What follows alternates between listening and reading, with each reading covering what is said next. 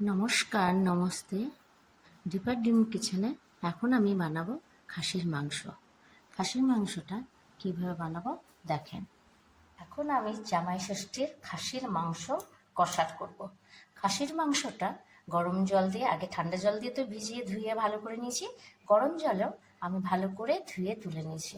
কেন কি রান্না করার সময় একটা গন্ধ আসে খাসির মাংস, সেই গন্ধটা আসবে না। গরম জল দিয়ে ভালো করে ভিজিয়ে ধুয়ে নিয়েছি সুন্দরভাবে। দেখেন এখন এটা দই দিয়ে মাখবো।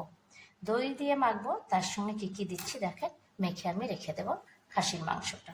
এখানে খাসির মাংসটা 1.5 কিলোর মতন আছে।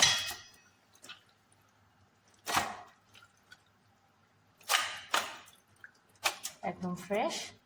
আজ তো জানেন ষষ্ঠী সবারই বাড়িতেই হচ্ছে, কারণ আজকে আমি রান্নাটা করে আপনাদের দেখাই কিরমভাবে হবে খাসির মাংসটা। এর উপরে আমি দিয়ে দিচ্ছি 200 গ্রাম দই।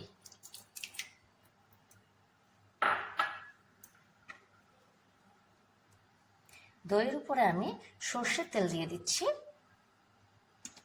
4 চামচ মতন সর্ষের তেল। এর উপরে আমি দিয়ে দেব ধনের পাতা গুঁড়ো। ধনের গুঁড়ো দিয়ে দিচ্ছি 1 চামচ মতন।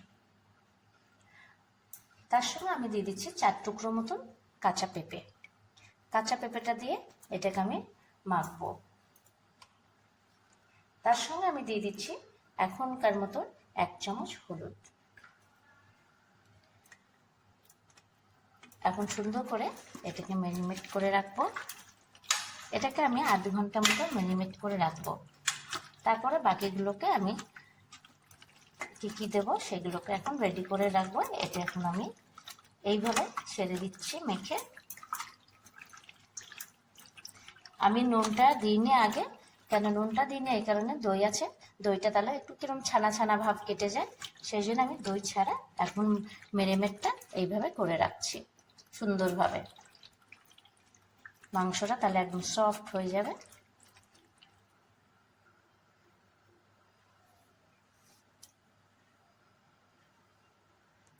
এখানে আমি 1 চামচ মতন জিরে দিয়ে দিচ্ছি।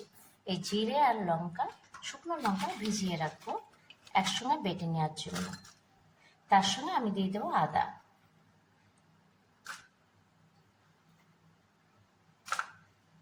এটাকে আমি জলে ভিজিয়ে কিছুক্ষণ অনেকক্ষণ ধরে রেখে দেবো।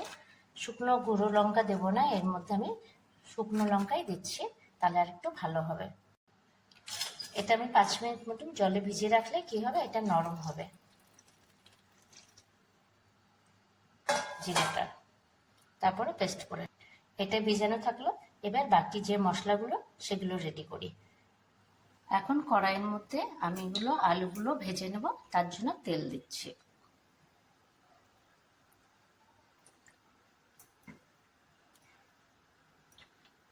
মাংসের আলুটা একটু হালকা করে ভেজে নেব। এখন তেলটা সুন্দরভাবে গরম হয়ে গেছে, এর উপরে আমি এখন আলুটা ছেড়ে দেব। একে একে আলুটা ফ্রাই করে দেব।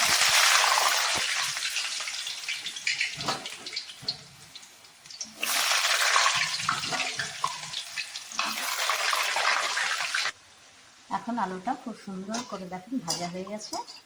এখন মাংসের আলুটা তুলে নিচ্ছে।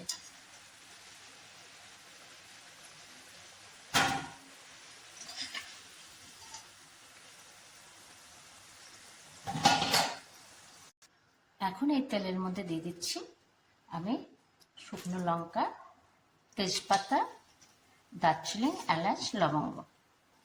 তেলের মধ্যে আমি এখন এগুলো দিয়ে দিলাম। তার সঙ্গে আমি একটা জিনিস দেব, আমি মেথি পোস্তই দিয়ে দেবো। এটা আমি পেঁয়াজের সঙ্গেই ফ্রাই করব। কেন অনেক সময় বাচ্চারা পছন্দ করেন না, একটু তেতো ভাবটা বেরিয়ে যাবে কিন্তু গন্ধটা খুব সুন্দর হবে, সেই জন্য আমি এখন মেথিটাও দেব। যেহেতু মাংসটা অনেকটা আছে সেই জন্য আমি রসুনটা পরিমাণে অনেকটাই দিচ্ছি। রসুনটা আমি বেটে নিই, আমি থেতো করেই দিয়েছি। বেটে নিলে অতটা গন্ধটা ভালো আসে না, সেই জন্য আমি একটু থেতো করে রসুনটা এর সঙ্গে ভাজছি। এবার রসুনটা একটু ব্রাউন হয়ে গেছে, তেলের মধ্যে আমি একটু হাফ স্পুন মতন চিনি দিয়ে দিচ্ছি। এটা দিচ্ছি এই কারণে কালারটা ভালো আসবে মাংস। এর উপর আমি দিয়ে দেব পেঁয়াজ।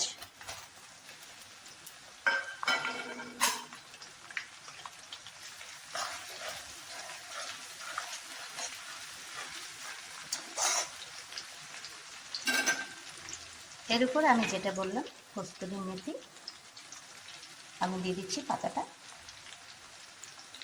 পাতাটা গুঁড়ো করে নিয়েছি। কস্তুরি মেথিটা খুবই ভালো হয় এই মাংসের সঙ্গে, কেন যেহেতু দইও পড়বে।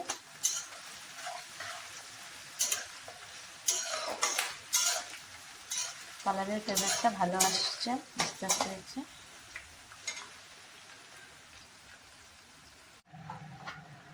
এখন এর মধ্যে শুকনো লঙ্কা আদা জিরে বাটাটা দিয়ে দিচ্ছি।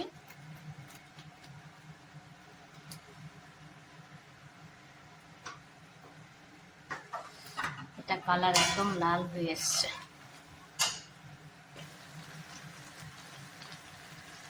এখানে 1 চামচ মতো হলুদ দিয়ে এখন এটা সুন্দর করে কষা হয়ে গেছে মশলাটা। এখন মাংসটা দেওয়া হচ্ছে মশলার মধ্যে, মানে মশলাটা কষা হয়ে গেছে। এখন মাংসটা কষতে বসিয়ে দিয়েছি। দেখুন মেশাচ্ছি খুব সুন্দরভাবে। এখন স্লো গ্যাসে 1 ঘন্টা লেগে যাবে এটা করতে। এখন একটা এর ভিতরে টমেটো দিলাম আর 2 চামচ মতো নুন। আগে দিয়ে দিইনি, আমি যেহেতু দই দিয়ে করছি এই কারণে পরে 2 চামচ নুন দিয়ে দিলাম। নুনটা পরে দিলে ভালো হয়।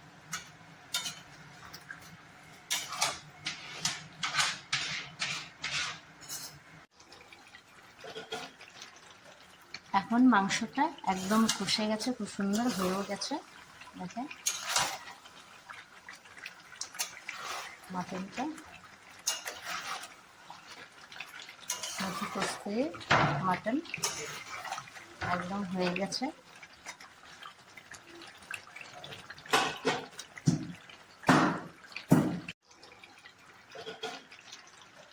এখন মাংসটা একদম কষে গেছে, খুব সুন্দর হয়েও গেছে। দেখেন মাটনটা কষতে মাটন একদম হয়ে গেছে।